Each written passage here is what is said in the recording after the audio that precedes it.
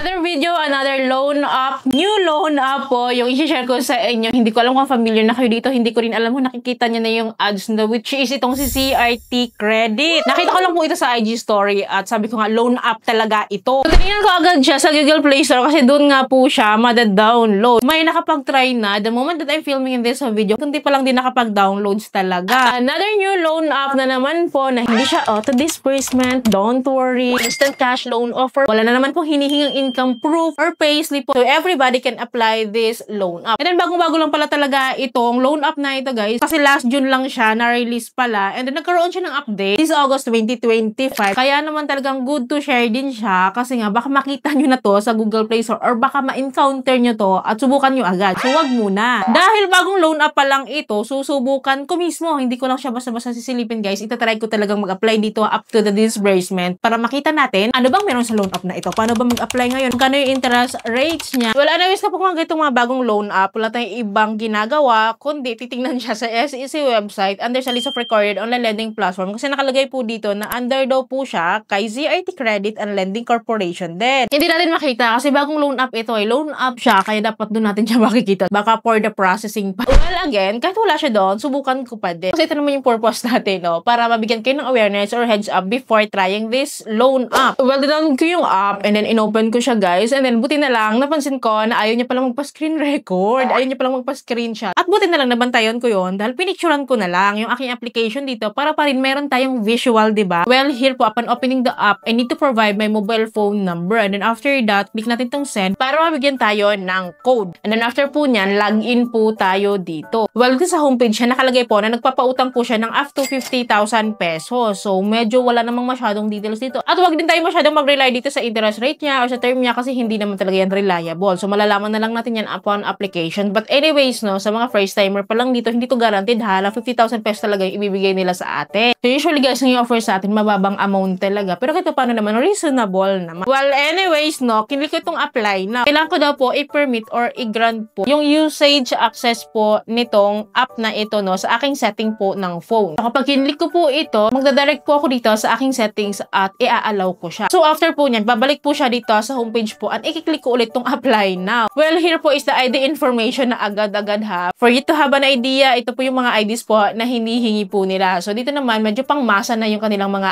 ID. So, anyone can apply. Everybody can apply here. So, pipili lang tayo ng isa dito at ang pinili ko po is PhilHealth ID lang po. Well, here guys, I need to take a photo of my ID. Madedetect niya na yung aking ID details like my ID number, name, birthday, gender. So, madedetect niya na yun. Right after po nito, other personal information po regarding po the total credit cards I have, marital status, educational background, addresses, and then property ownership. And after ko po itong ma-fill upan, this is followed by my work information na. Ito po yung mga occupation type para may idea kayo. So, lahat tinatanggap kahit wala tayong trabaho, student, housewife, unemployed, freelance, self-employed, and other employed individuals na po dito, no? Anyways, kahit ano naman ang piliin natin dito, mapa-employed or not, kailangan pa rin natin mag-provide ng mga details or income details or company details. Kaya if I were you, piliin nyo na yung employed tayo siguro kasi hindi naman sila lang hihingi ng income proof or payslip eh. Kahit anong income document, wala silang hinihingi. So, kailangan lang talaga natin fill upan or mairaos tong portion na ito. Well, dito sa baba pala guys, makikita nyo dito na merong Viber account, Facebook account, alternate phone account. Pero buti na lang din is optional naman siya. Walang sapilitan dito. Dahil ayaw na ayaw din talaga natin mag-provide lang portion na ito. Lalong-lalo na itong Facebook, diba? Dahil alam niyo naman kapag mga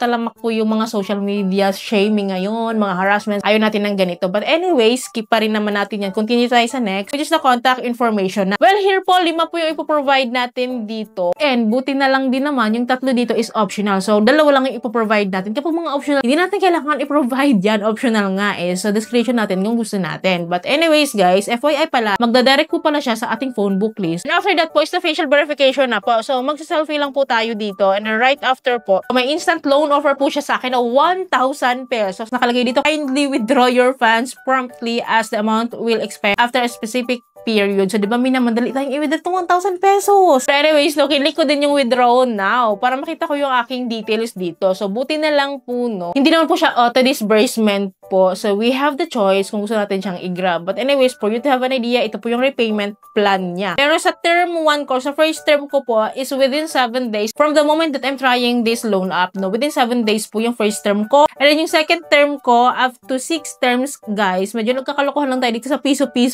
niya. So, clearly po, to sum it up, is pa 7 days to pay lang din naman po ito. Ito yung pinakamataas na ibabalik ko itong first term And imagine how, 1,000 pesos yung loan amount sa akin. Ang babayaran ko daw is 1,076 pesos. Di ba mababa yun, no? Mababa yung interest rate niya, 76 pesos lang. But wait, there's more. Dito sa baba, makikita nyo na meron tayong service fee. 230 daw yung service fee ko dito. Ito yung breakdown of fees niya. Meron tayong account management fee na 75, risk management fee na 155, at ang matatanggap ko na lang or yung amount na madidisburse po sa akin is 770 pesos. So, yung service fee niya po, na nagtotal po siya ng 230, no, is lumalabas po 23% of my loan amount within 7 days to pay. Yun po yung kikitain niya sa akin. And then, plus the interest rate pa po na additional, diba? Kapag magbabayad ako dito, diba, ng 1,076 sa first term. So, clearly, yung 76 pesos, another interest rate niya po ito. So, lumalabas po 7.6%, no, plus 23% na service fee. Meron sila effective interest rate sa akin in a whole na 30.6%